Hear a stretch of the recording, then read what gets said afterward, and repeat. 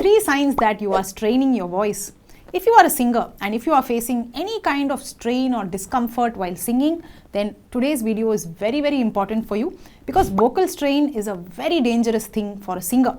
If you keep straining your voice for a few years, then after a point it becomes vocal damage. And once it reaches that stage, it becomes a medical condition, right? You will have to be treated by doctors or surgeons and so on, and it takes a very long time for you to get back your original voice, right? So let us avoid that phase entirely and let us try to fix our vocal strain at a much earlier stage so that things are still in our control. So in today's video, I am going to ask you 3 simple questions, and based on your answer, you will know whether you are straining your voice or not. And of course, I will also tell you how to fix it and what is the right technique to overcome the strain. So stay tuned till the end of this video. I'm Pratibha Sarathy and you're watching VoxGuru's YouTube series. If you enjoy our videos, please hit that subscribe button right away. It will make me very happy and motivated to keep creating great content for you.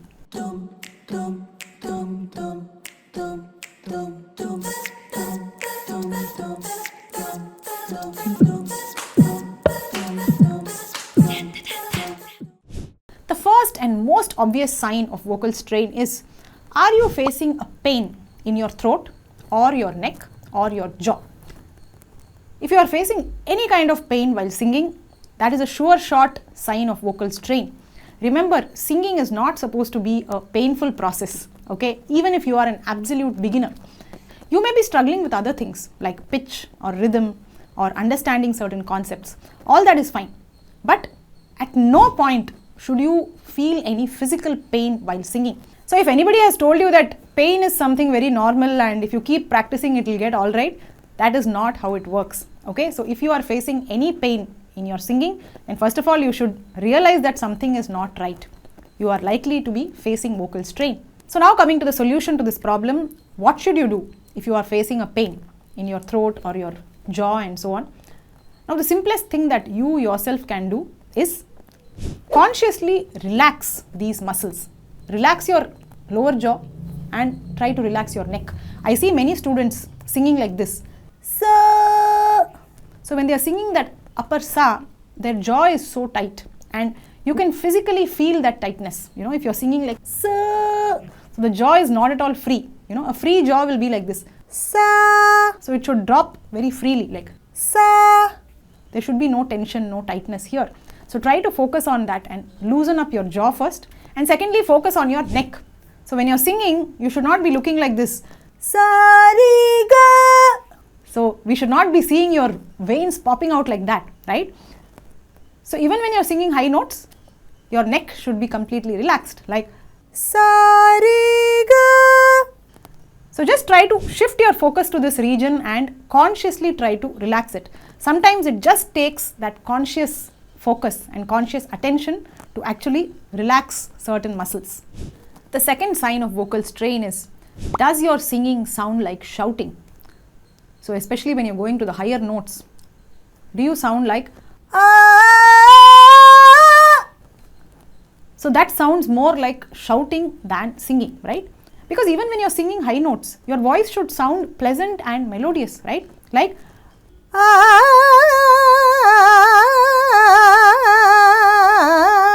So this was not a shouting voice, right? Shouting voice would have been like ah. It would have been like that. So you should first of all clearly know the difference between a shouting voice and a pleasant melodious voice. So now how do you develop this pleasant melodious voice? The only solution is to understand your vocal registers. You need to understand about the chest voice, mixed voice and head voice. So depending on the pitch of the notes, the voice technique actually changes. So when you're singing low notes like ah, that is called the chest voice. But when you're singing middle notes like ah, that is the mixed voice. And when you're singing very high notes like ah, that is the head voice. So first of all, we have to understand these 3 vocal registers in a very practical way. Okay, it does take some time. It takes a lot of training and guidance as well. So this is not something you can easily understand right on day 1. But you have to at least make the right efforts to understand these 3 vocal registers.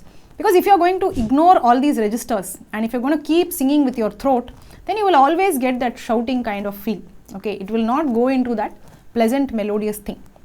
So if you want to sing beautifully, you have to understand how the chest voice works, how the mixed voice works, how the head voice works, and then you will understand how to connect them smoothly, right? How to connect chest voice into mixed voice, how to connect mixed voice into head voice, so that your voice has a lot of continuity. And the third important sign of vocal strain, again it's a very easy one, your posture. Do you find yourself moving your head a lot while singing? So when you sing the lower notes, are you going like sa, ni, da, pa? And when you're singing the higher notes, are you going like sa, re, ga, ma, pa? So if you see that you are moving your head up and down along with the notes, that is a sign of vocal strain, right? Because when we are singing, our head is supposed to be completely straight. So whether I am singing low notes like sa, ni, da, pa, or high notes like sa, re, ga, ma, pa, the posture should not change. Only if you maintain the straight posture, you will be able to use the right registers, right? You will be able to feel the mixed voice, you will be able to feel the head voice. All that will happen only if your posture is fixed. If you keep moving your head up and down, then you will not be able to produce the right kind of sound. You will not be able to use your vocal registers effectively. Okay, and also don't get carried away by watching all the professional singers, who are happily moving their head while singing. They are doing all kinds of movements, including myself. But remember, professional singers are moving their body only to express emotions to the audience, right? They are not moving their head to touch a particular note. In fact, even their guru would have been very strict in the beginning, in the beginner stage and intermediate stage, to make sure they don't move their head. And once they have mastered all the techniques, once they have practiced all the exercises with the right technique, after that they would have started exploring some movements to engage the audience, right? Because nobody likes to watch somebody singing like this in attention, right? So the movements are just to engage the audience. It does not mean that we need to lift our head to hit a high note. Especially when you're practicing vocal exercises in your practice room without any audience, there is absolutely no need to move your head up and down. So please get used to this practice of keeping your head absolutely straight regardless of what notes you're singing, and sit in front of the mirror to practice this until you change the habit. Hope you enjoyed this video. Let me know in the comments which of these 3 signs you have identified in your singing, and if you want step-by-step guidance with an expert teacher to fix each of your vocal issues, then please join VoxGuru's live voice culture curriculum. I have designed a beautiful 6 months course where we cover every aspect of singing, because vocal strain is not a very straightforward concept to fix. Although I have given you 3 major signs of vocal strain, there could be other reasons as well, okay, and that takes some personal attention for an expert to observe your singing and accordingly suggest why you are undergoing strain. So please come join our voice culture course. All you have to do is drop us a WhatsApp message right away. I have shared the link in the description.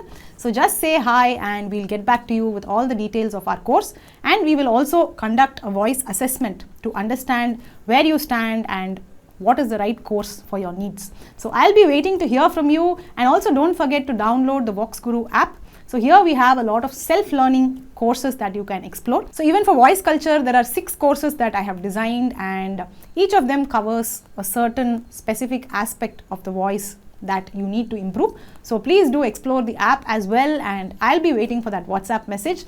Take care and see you soon.